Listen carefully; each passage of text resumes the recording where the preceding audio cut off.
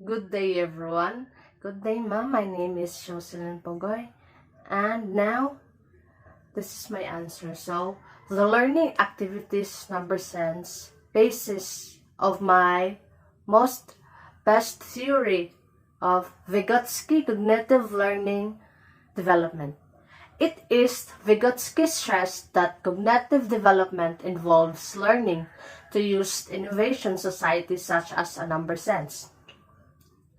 Treating early number bands as scientific concepts means teaching for this to become psychological tools.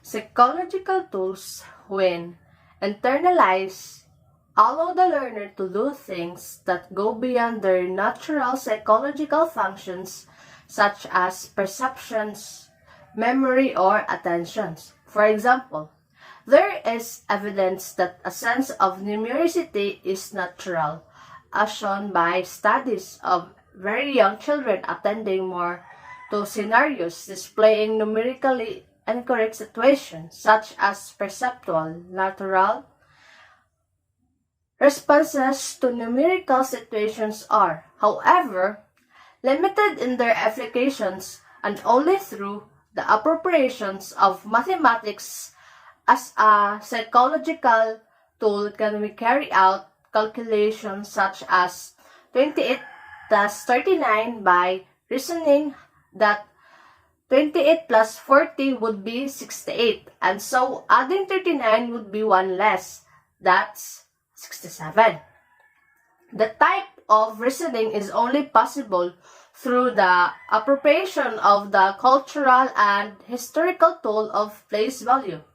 Without collections of objects, grouped into sets of 10, such mental manipulations of the signs used to represent the quantities, and at the heart of appropriations of such psychological tools in number sense, the Vygotskian construct of mediation. So the next is measurement. Vygotsky cognitive learning development based on activity learning measurements. It focuses on using numbers and measures to describe, understand, and compare mathematical and concrete objects. Vygotsky claimed that static measures assess mental functioning which has already matured, fossilized. To use Vygotsky term that developing mental functions of a child in measurements must be assessed through collaborative, not independent or isolated activities. The next is geometry. Geometry addresses the goal of developing reasoning skills in formal and informal settings. Students are expected to model properties of shapes and use mathematical communication skills to draw figures given its descriptions. Based on Vygotsky cognitive learning development, it helps students to develop their minds of reasoning skills and enable to apply the knowledge they learn and explore as they should. Patterns and algebra. It extends from simple patterns to basic algebra concepts. Vygotsky asserted that the students who had mastered algebra had attained a new higher plane of thought, a level of abstractions and generalization which transformed the meaning of the lower arithmetic level. He also affirmed the importance of the mastery of scientific concepts for the development of the ability to think theoretically, and emphasized the mediating role of semiotic forms and symbol systems in developing this ability.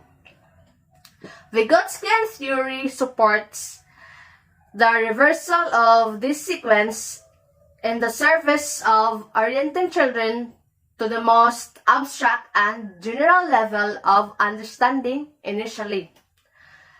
These organizations of learning activity for the development of algebraic thinking is very different from the introductions of elements of algebra into the study of arithmetic in the early grades. The intended theoretical patterns and algebra understanding is attained through appropriation of psychological tools in the form of specially designed schematics whose mastery is not merely incidental to but the explicit focus of instruction. Last but not the least is statistics and probability. Statistics and probability extend basic skills to include the analyzing and interpreting increasingly complex data. Dealing with uncertainty and making predictions and outcomes require understanding of not only the meaning of basic probability concepts but also the applications of those concepts in problem solving and decision-making situation. Learning activity, statistics, and probability, which is based on the work of Vygotsky, provides a helpful conceptual model for investigating learning at the university level. From the perspective of activity theory, learning is viewed as a mediated activity in a socio-historical context. In particular, the way a student monitors and controls the ongoing cognitive activity depends on how that individual reflects on his or her efforts and evaluates success. The challenge for statistics and probability educators is to find a way to communicate that enables students to view statistics and probability as meaningful and useful knowledge that promotes their development and helps them tackle the complex issues of modern society. In this task, there is much work to be done. And that's all. Thank you.